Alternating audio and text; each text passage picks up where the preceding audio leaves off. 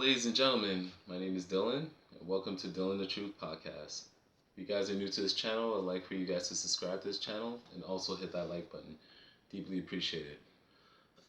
This segment is about, a legendary rapper. Actually his birthday today. Um, None other than Busta Rhymes. Um, I mean, Busta Rhymes is actually revered as a rapper that a lot of these younger artists actually look up to. I mean, this guy has been in the game for a long time, a span of what, say about 3, 4 decades. Like he's been in the game for a long time. I'll just give you like a little backstory about him. In 1986, he started with a group called the Leaders of the New School, which also has Charlie Brown, Dinko D, and Monitor Milo. The group was like, how would I describe them? They made a lot of fun songs, fun tracks. There's a lot of energy behind it. The PTA song is it's a pretty good group. Um, Also, I believe this very same group, the Leader of the New School, opened up for actually a legendary hip hop group, Public Enemy, which, by the way, a lot of people didn't know that Chuck D was actually the one that gave Busta Rhymes his stage name. I bet a lot of people didn't know that, but it's very interesting. Fits him well because this guy could rhyme with the best of them. Like this guy could rap. There's no question about it. Obviously, he has a rapid flow. Only Busta Rhymes could pull things like that.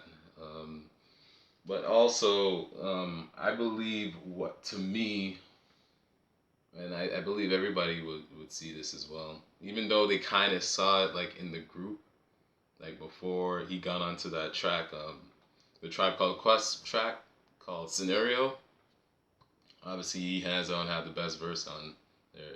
He had to be the anchor on the track because usually when you have the last verse on the track, that means you're the best. You're like the hottest rapper. Usually that's what it means back then. Now it's a little different. But back then it was important for a lot of these rappers to, be the anchor on the track. Because that just shows that, they're the man on the track. And it's always been competitive. Even though they were a group and they were collaborating, still it was competitive. They wanted to show who was the best, who had the best verse. So he killed it, he had that legendary saying, rah, rah, rah, like a dungeon dragon. I mean, I've heard so many rappers currently using that line. I mean, how iconic is that? But I believe that song right there in particular, we knew he was a standout in the group. He had the charisma, he was very animated. If you see him in his videos, he's always up in the camera. Think of a rapper, any rapper that you could think of, that actually was comfortable of putting their face right into the camera. I bet you'd be hard pressed to find another one that does it. He doesn't really care how he looks like on the camera. He's just all up in there. A lot of these guys are too image conscious. They want to look all pretty and everything. But Busta Rhymes is just all up in the camera. He doesn't care as long as he's delivering with his lyrics and then the music is good. That's all that matters with him. That made him, in my opinion, that superstar and that standout. And his career took off from there. He started to do his solo thing. He debuted his first solo album in '96 called The Comin'. I really love that album. Great album. It has Hoo Ha, Got You All in Check, legendary track. He also had a remix with ODB, God rest his soul. It's a Party with Jean A. I mean, it was a nice album. It was different. He showed a lot of range. And then you had back in '97, he comes out with When Disaster Strikes. Obviously, I believe his biggest track till this day. Put Your Hands Where My Eyes Can See. You had Dangerous on there. If I can remember, what was the other song? Fire It Up. I was on that album. Um, a really great album. Love it too. Then he came out in '98 with the Extinction Level event, The Final War Front. Um, that album was amazing as well because obviously it had that track with Janet Jackson. What's It Gonna Be? Um, Whoever thought those two would collaborate like that? At that time, no one thought that was gonna happen, and it actually happened. And it was a classic song, amazing video. It was ahead of its time. Um, I believe it's one of the best hip hop videos, in my opinion. Um, the visual is just insane. Like at that time, we never seen videos like that. So I was like, man. And of course, he had "Give Me Some More." I love that song too. Another creative video. He was always creative with the videos, as well as he could rap, and his music was good. Um, his videos are just as good as his songs. And then in 2000, he had the album Anarchy. As far as commercially, it didn't do the numbers that he did in those previous albums, but nonetheless, it was a solid album. He had some tracks. What was it? Fire. Um, I believe Get Out was on that album. Why We Die, that was a track with Jay-Z and DMX. God rest his soul, DMX. It was a solid one. And then, 2001, he had Genesis. 2002, It Ain't Safe No More. He had 2006, The Big Bang. 2008, he had Back on My BS. And 2020, The Extinction Level Event 2, The Wrath of God. I believe that album was the best album in 2020, without question. The best hip hop album, period, that year. But you could have a real argument that it was the best album overall for that year. I remember when it first came out, I believe it was like the end of October it came out. I was like, oh my god, your Busta Rhymes is just coming for heads right now. Like from start to finish, I could literally leave that album, just play it. Wouldn't skip one beat. Wouldn't skip one track on it. That was an amazing album. That was a great comeback for him. But I don't know. I've always thought that, Busta Rhymes was very overlooked. And I don't understand why. Like, he's never mentioned, like, in the top 10 in a lot of people's lists. And I'm just curious to why that is. Because I just list a lot of his albums right there. And a lot of his albums are classics. He has a really solid album. So I don't get why he's never in the conversation as one of the greatest to ever touch the mic. Because I'm a long time listener, I've always been a big fan of Busta Rhymes because he's very innovative. He has his own style. He doesn't try to bite off of somebody else. He doesn't try to sound like somebody else.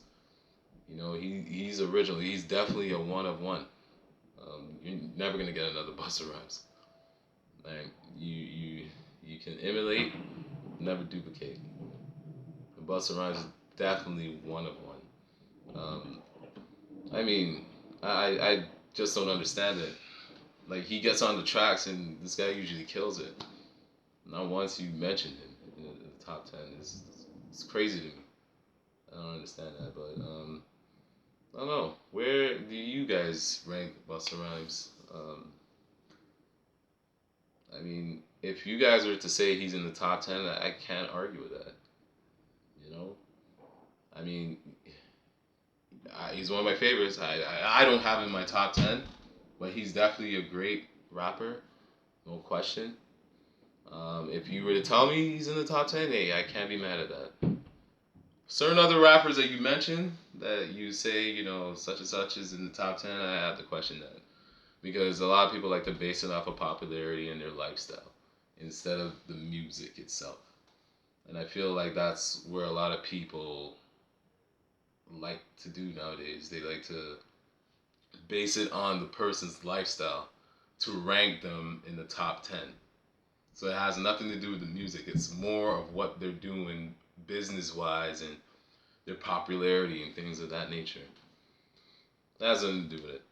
I look at the art form, and that's what I'm basing it off of. If we want to talk about business, sure, we can have that discussion for another day. But we're talking strictly about his music and the impact he had on hip hop, and he still does, and he's still relevant to this day. You know, these guys still look up to Busta Rhymes, and they're like in awe. I mean, Busta Rhymes still could rap. He still could give it to guys. So I don't know. This is just a video, just to give my flowers to him. A lot of people like to take these artists or people in general for granted. I'm just giving his flowers when he's here. Don't wait until somebody's gone for you to give out flowers. That's what I hate. And then once they're gone, all of a sudden, all these fake people are talking about, oh my God, I miss this guy. Oh my God, I used to listen to his music, blah, blah, blah. They're phonies.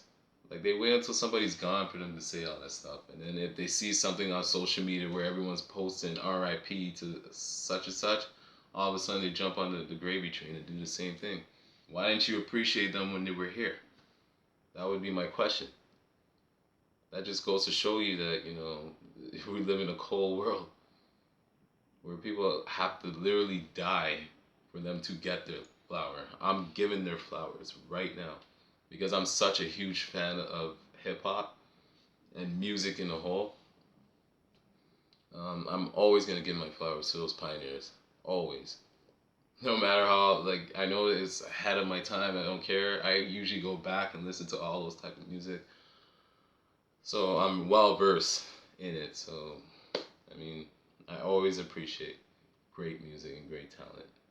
So I'm just here. This video is just to give my flowers to Busta Rhymes. One of the all-time great. Like, we really have to appreciate this guy, man, because he's done a lot for this culture, man. So I'm just gonna leave it at that. I'd like to thank everybody for tuning into my video. Till next time, peace.